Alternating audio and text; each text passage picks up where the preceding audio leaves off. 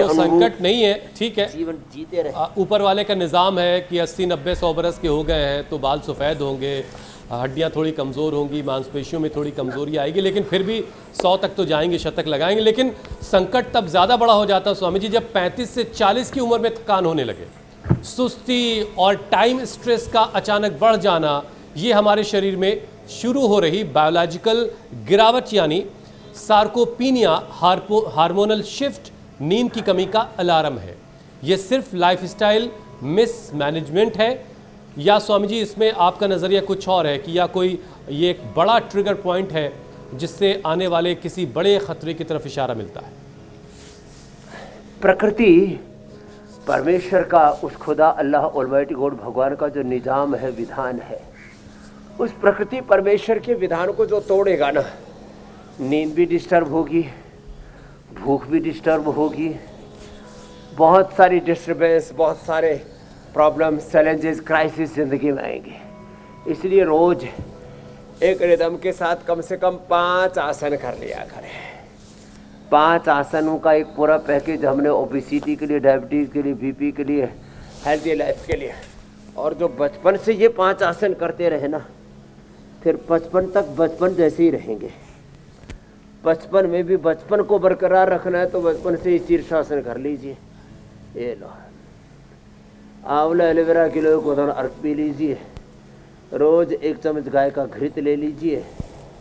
सादा जीवन और सादगीपूर्ण आहार, विचार, वाणी, व्यवहार। अनिद्रा के 3 बड़े कारण हैं। एक तो लोग शरीर से श्रम नहीं करते और बुद्धि से, दिमाग से, दिल से खुरापात करते रहते हैं और निर्णय ठीक से नहीं लेते, उनकी नींद उड़ जाती है। इसलिए शरीर से श्रम पूरा कीजिए, मन को थोड़ा विश्राम दीजिए और जिंदगी में उल्टे पुल्टे निर्णय मत लीजिए।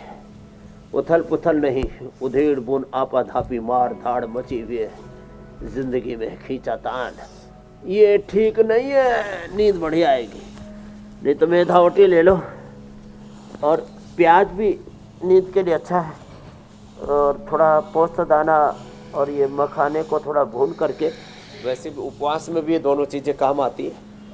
इसको थोड़ा भून लिया, थोड़ा उसको कहते हैं रोस्ट कर लिया, और रोस्ट करके और फिर जो है तेज गर्म दूध के अंदर डाल दीजिए और खीर जैसा बन जाएगा, उसको खा लीजिए। चीनी नहीं, चीनी कैसे क्या, हनी, खजूर या गुड़ का प्रयोग कीजिए। क्या गजब है साहब, नींद बढ़िया आएगी। ये पॉइंट दबा लीजिए और हरि नाम का स्मरण कीजिए सांसों के साथ।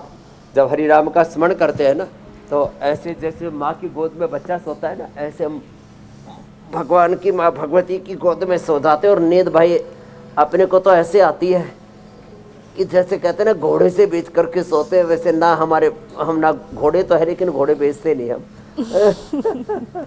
लेकिन नींद खूब अच्छी आती है।